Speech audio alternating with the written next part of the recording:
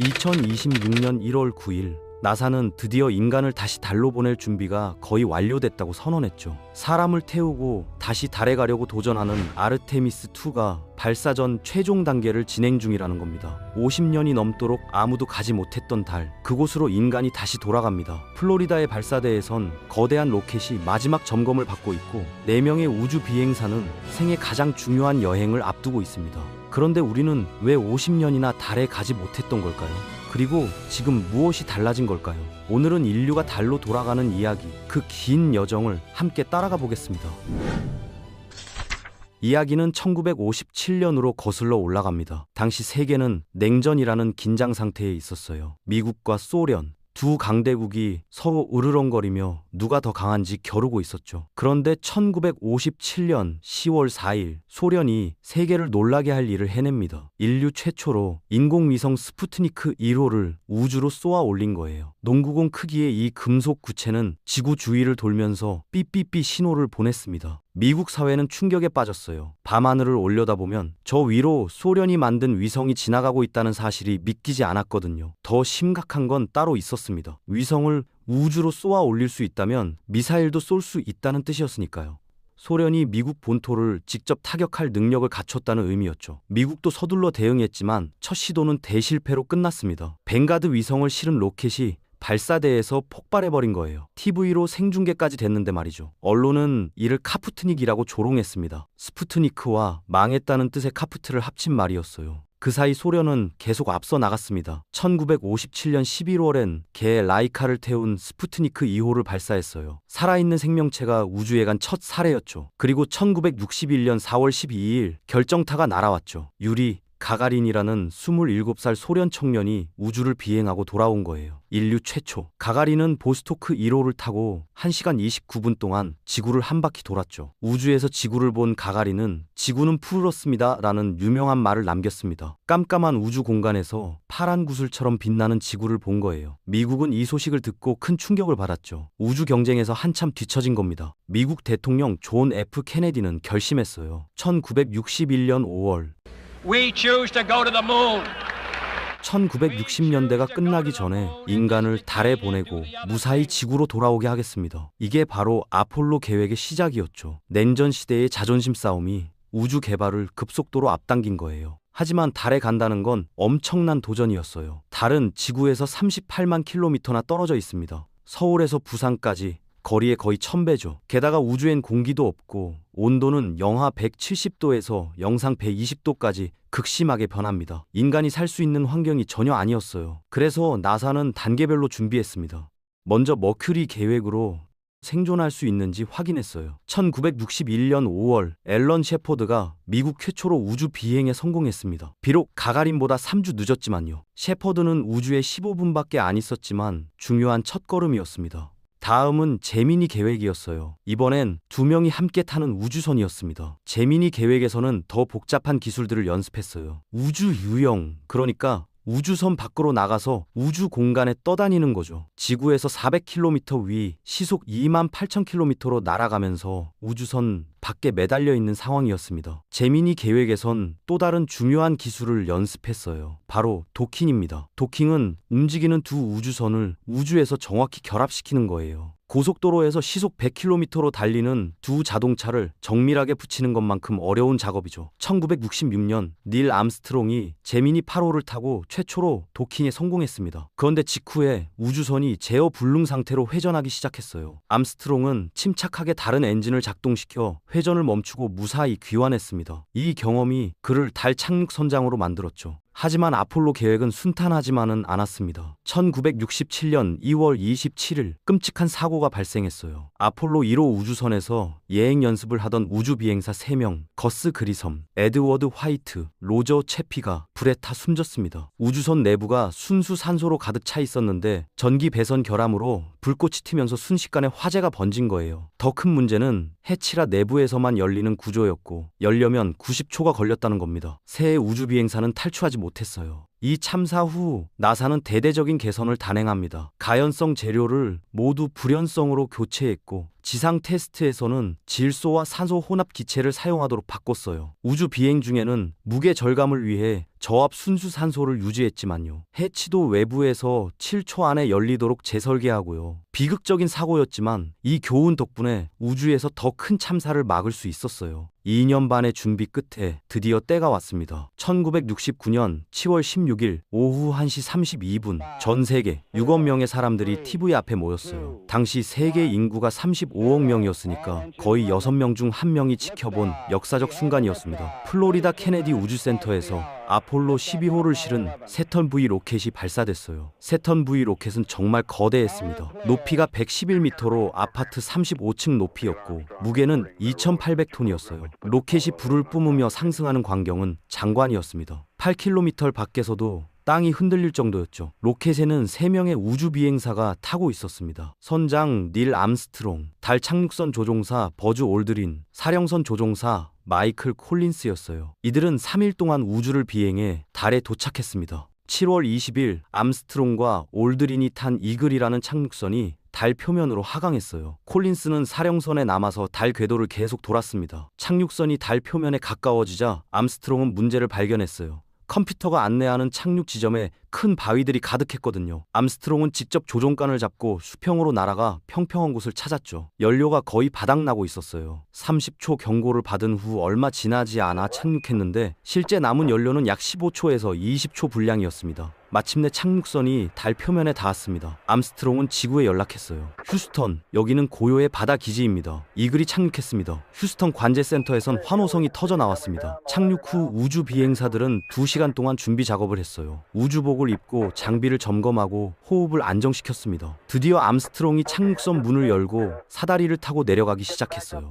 1969년 7월 22일 오후 10시 56분 암스트롱의 왼발이 달 표면에 닿았습니다. 그 순간 그는 말했어요. 이것은 한 사람에게는 작은 발걸음이지만 인류에게는 거대한 도약입니다. 개인의 작은 행동이 인류 전체에겐 엄청난 성취라는 뜻이었죠. 달 표면의 모습은 어땠을까요? 올드린은 장엄하지만 황량하다고 표현했습니다. 하늘은 까맣고 별만 반짝였으며 땅은 회색 먼지로 덮여 있었어요. 발자국을 찍으면 먼지가 깊이 들어갔고 공기가 없어서 먼지가 날리지 않고 그대로 남았습니다. 지구에서는 바람에 금방 지워지지만 달에선 수백만 년 동안 그대로 남을 거예요. 두 우주 비행사는 달에서 2시간 반 동안 활동했죠. 먼저 미국 국기를 꽂았어요. 달엔 바람이 없으니까 국기가 늘어질 텐데 위쪽에 금속 막대를 넣어서 펼쳐진 것처럼 보이게 만들었어요. 후에 음모론자들이 바람도 없는데 국기가 펄럭인다고 했는데 사실은 우주 비행사들이 국기를 설치하면서 흔들어서 그런 거였어요. 진공 상태에선 한번 움직이면 오래 흔들리거든요. 그 다음 표면에 흙과 암석을 채취했습니다. 과학 장비도 설치했습니다. 지진계를 놓아서 달의 지진 활동을 측정하고 레이저 반사경도 설치했어요. 지구에서 레이저를 쏘면 그 거울에 반사돼 돌아오는데 그걸로 지구와 달 사이의 거리를 정밀하게 측정하는 겁니다. 이 거울은 지금도 작동하고 있어요. 닉슨 대통령이 전화를 걸어왔을 때 암스트롱과 올드린은 시간에 쫓기고 있었습니다. 할 일이 많았거든요. 대통령과의 통화도 간단히 마쳤어요. 여기서 재미있는 사실이 하나 있습니다. 우주선 무게를 줄이기 위해 우주 비행사들이 사용한 배설물 봉투를 달에 두고 왔대요. 나중에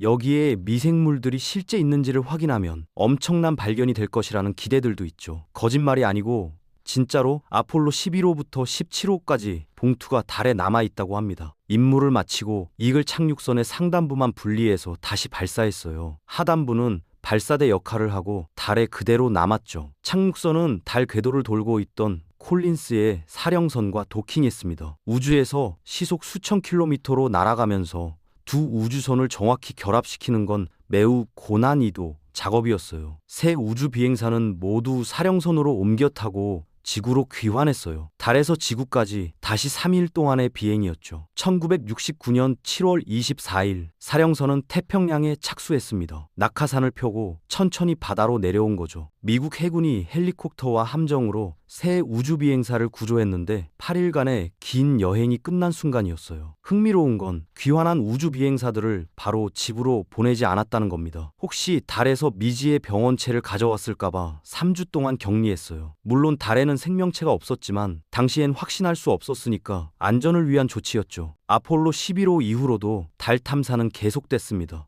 아폴로 12호, 14호, 15호, 16호, 17호까지 총 6번 더 달 착륙에 성공했어요. 12명의 인간이 달 표면을 걸었습니다. 아폴로 15호부터는 달의 전기 자동차인 월면차를 가져갔어요. 달 표면에서 차를 타고 이동한 겁니다. 이게 현대 전기차 기술의 시초가 됐죠. 달에서는 중력이 지구의 6분의 1이라서 차가 가볍게 튀어오르는 느낌이었다고 합니다. 아폴로 13호는 아주 특별한 사례였습니다. 1970년 4월 아폴로 13호가 달로 가던 중에 산소 탱크가 폭발하는 사고가 발생했죠. 우주 비행사 잭 스와이거트가 산소 탱크를 섞으라는 지시에 따라 스위치를 눌렀는데 갑자기 폭발음과 함께 우주선이 흔들렸죠. 선장 짐 러벨은 휴스턴에 침착하게 연락했어요. 휴스턴, 우리에게 문제가 생겼습니다.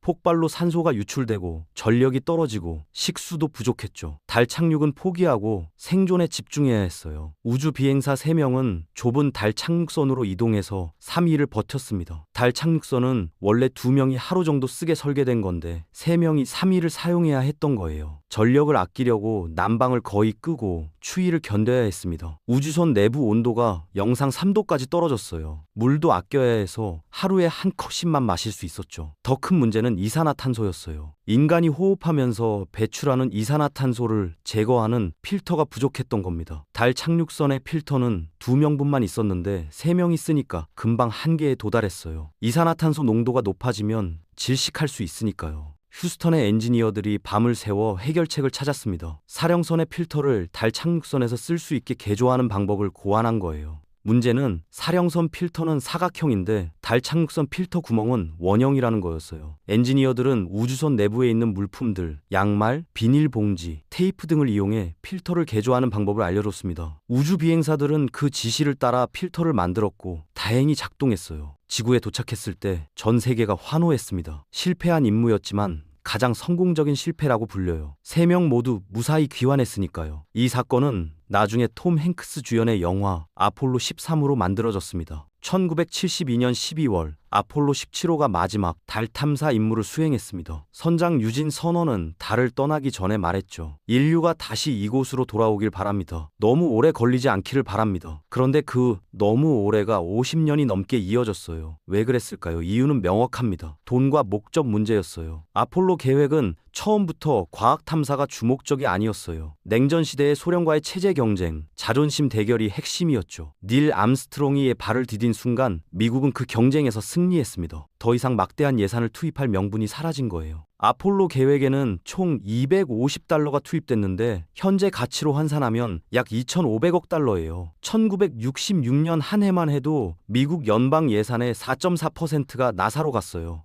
게다가 미국은 베트남 전쟁으로 막대한 재정 적자에 시달리고 있었습니다. 국민들도 달에 쓸 돈으로 학교와 병원을 지으면 안 되나라고 불만을 표하기 시작했죠. 나사 예산은 급격히 삭감됐고요. 1966년 4.4%였던 예산은 지금 0.4%로 줄었어요. 그래서 아폴로 17호 이후로 달 탐사는 중단됐어요. 나사는 우주 왕복선과 국제 우주 정거장 같은 지구 근처 프로젝트에 집중했습니다. 달은 너무 멀고 위험하고 비용이 많이 들었으니까요. 50년 동안 기술은 엄청나게 발전했습니다. 1969년 아폴로 11호를 제어한 컴퓨터는 메모리가 겨우 4KB였어요. 현대 스마트폰보다 성능이 훨씬 떨어졌죠. 그런 컴퓨터로 달까지 갔다 온 겁니다. 지금은 하늘에 인공위성이 거의 10,000개 이상 떠다니거든요. 스마트폰으로 전 세계 어디서나 위치를 파악할 수 있고 실시간 영상통화도 가능해요. 로켓 기술도 발전해서 이제는 발사한 로켓을 다시 수직으로 착륙시킬 수 있습니다. 일론 머스크의 스페이스X가 2015년에 처음 성공했어요. 로켓이 하늘로 올라갔다가 다시 발사대에 착륙하는 모습은 정말 놀라웠습니다. 그렇다면 왜 이제 다시 달로 가려는 걸까요? 21세기 들어 상황이 변했거든요. 가장 중요한 변화는 달에서 물을 발견한 겁니다. 2000년대 후반부터 여러 국가가 무인 탐사선을 보냈는데 달의 남극과 북극에 얼음 형태의 물이 존재한다는 증거를 확보했어요. 우주에서 물은 생명줄입니다. 마실 수도 있고 전기 분해로 산소와 수소로 분리할 수 있거든요. 산소는 호흡에 쓰고 수소는 로켓 연료로 사용할 수 있습니다. 지구에서 물을 운반하려면 엄청난 비용이 들지만 달에서 직접 채취할 수 있다면 경제성이 확 높아지죠. 달 남극에는 수십억 년 동안 햇빛이 닿지 않은 영구 음영 지역이 있습니다. 그곳은 영하 200도 이하로 극도로 추워서 물이 얼음으로 보존돼 있어요. 과학자들은 이 얼음 속에 달의 역사,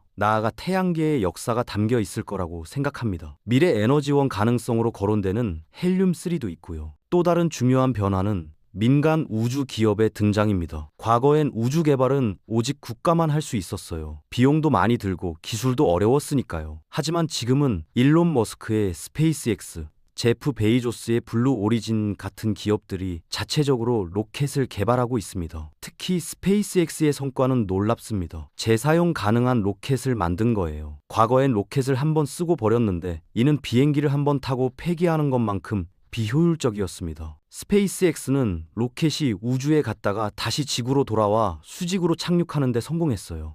로켓을 여러 번 사용할 수 있으니까 비용이 10분의 1로 줄어든 겁니다. 나사는 이런 민간 기업들과 협력하기로 했어요. 로켓, 우주선, 우주복 개발까지 민간 기업에 위탁한 겁니다. 예산이 부족한 나사로서는 현실적인 선택이었죠. 이런 변화들을 바탕으로 나사는 2017년에 아르테미스 계획을 발표했습니다. 아르테미스는 그리스 신화에서 아폴로의 쌍둥이 여동생이자 달의 여신이에요. 남자 형제 아폴로가 먼저 달에 갔으니 이번엔 여동생 아르테미스가 갈 차례라는 상징적 의미죠. 실제로 아르테미스 계획에는 최초의 여성 우주 비행사가 달에 갈 예정입니다. 아르테미스는 단순히 다시 가는 게 아닙니다. 이번엔 지속적으로 머물 계획이에요. 아폴로 때는 최대 3일 체류했지만 아르테미스는 일주일씩 머무를 예정이고 장기적으로는 달 기지를 건설해서 우주 비행사들이 몇 달씩 생활할 수 있게 하려고 합니다. 아르테미스 계획은 3단계로 구성됩니다. 첫 번째 단계인 아르테미스 1호는 2022년 11월에 성공했어요. 무인으로 오리온 우주선을 달 궤도까지 보냈다가 안전하게 귀환시킨 겁니다. 모든 시스템을 테스트하는 시험 비행이었죠. 오리온은 25일 동안 우주를 여행하며 각종 장비를 점검했고 무사히 태평양에 착수했습니다. 이제 두 번째 단계인 아르테미스 2호 차례입니다. 2026년 1월 9일 나사는 최종 준비가 거의 완료됐다고 발표했어요. 다음 달 2월 발사를 목표로 최종 점검이 진행 중입니다. 이번엔 실제 우주 비행사 4명이 탑승해요. 오리온을 타고 달 근처까지 갔다가 돌아오는 임무죠. 달 표면에 착륙하지는 않지만 50년 만에 인간이 다시 달 근처까지 가는 역사적 순간이 될 겁니다. 일종의 최종 리허설인 셈이에요. 발사는 플로리다 케네디 우주센터의 39B 발사대에서 이뤄집니다. 이 발사대는 아폴로 시대부터 사용됐는데 현대적으로 개보수했어요. 그곳에 이미 SLS 로켓이 조립돼 있습니다. 스페이스 로치 시스템의 약자인 이 로켓은 세턴 V 이후 가장 강력한 로켓이에요. SLS는 정말 거대합니다. 높이가 98m, 아파트 30층 높이고 무게는 2,700톤입니다. 로켓 연료로는 액체 산소와 액체 수소를 사용하는데 무려 260만 리터나 주입됩니다. 발사 당일 카운트다운이 시작되면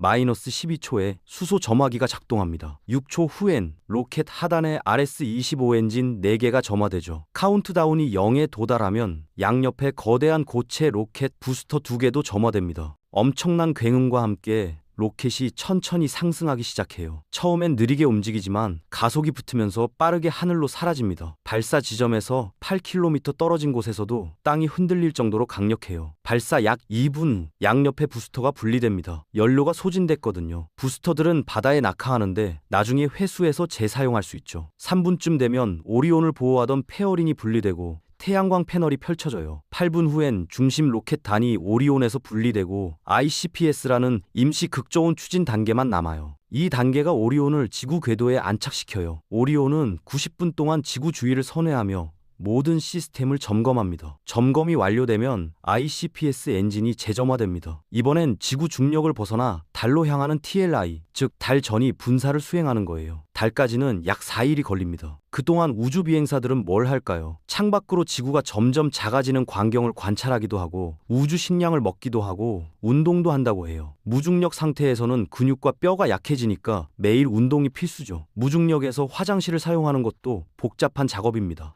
특수 진공 장치를 사용해야 하거든요. 우주 비행사들은 비상 훈련도 합니다. 화재 발생 시, 공기 누출 시, 장비 고장 시 등 다양한 상황에 대비한 연습을 하죠. 방사선 대피소 훈련도 중요해요. 태양에서 위험한 방사선 폭풍이 날아올 때 숨을 장소를 확인하는 겁니다. 드디어 달에 도착합니다. 오리온은 달에서 약 7,400km 떨어진 지점까지 접근해요. 지구에서 가장 멀리 떨어진 지점으로 인류가 지구로부터 가장 먼 곳까지 여행하는 기록이 될 겁니다. 이 고도에서는 달 전체를 조망할 수 있어요. 아폴로 우주비행사들은 달의 적도 북극만 봤습니다. 북극과 남극은 지평선 너머라서 볼 수 없었어요. 하지만 아르테미스 우주비행사들은 달의 북극과 남극까지 관찰할 수 있습니다. 50년 만에 인간의 눈으로 보는 풍경이죠. 특히 오리엔탈레라는 거대한 충돌 분화구를 볼 예정입니다. 지름이 650km나 되는 거대한 구조물인데 서울에서 부산까지 거리가 다 들어갈 크기예요. 수십억 년 전 거대한 소행성이 달에 충돌하면서 만들어진 겁니다. 아폴로 때는 그 지역이 밤이어서 볼 수 없었는데 이번엔 햇빛이 비춰서 관찰할 수 있어요. 우주 비행사들은 수많은 사진을 촬영할 겁니다. 특히 달 너머로 떠오르는 지구를 담으려고 해요. 아폴로 8호가 1968년에 찍은 지구도지 사진 기억하시나요? 검은 달 지평선 위로 파란 지구가 떠오르는 그 유명한 사진 말이에요. 그와 비슷한 역사적 사진을 남길지도 모르는 겁니다. 달 뒷면을 지날 때는 지구와 통신이 두절돼요. 달이 전파를 차단하거든요. 우주 비행사들은 약 30분 동안 완전히 고립된 상태가 돼요. 지구와 완전히 단절되는 거죠. 하지만 달 뒷면을 통과하면 다시 통신이 복구됩니다. 임무를 마치고 지구로 귀환할 시간입니다. 오리온은 달의 중력을 이용해 방향을 전환해요. 이를 자유귀환 궤적이라고 하는데 연료를 거의 사용하지 않고도 지구로 돌아올 수 있는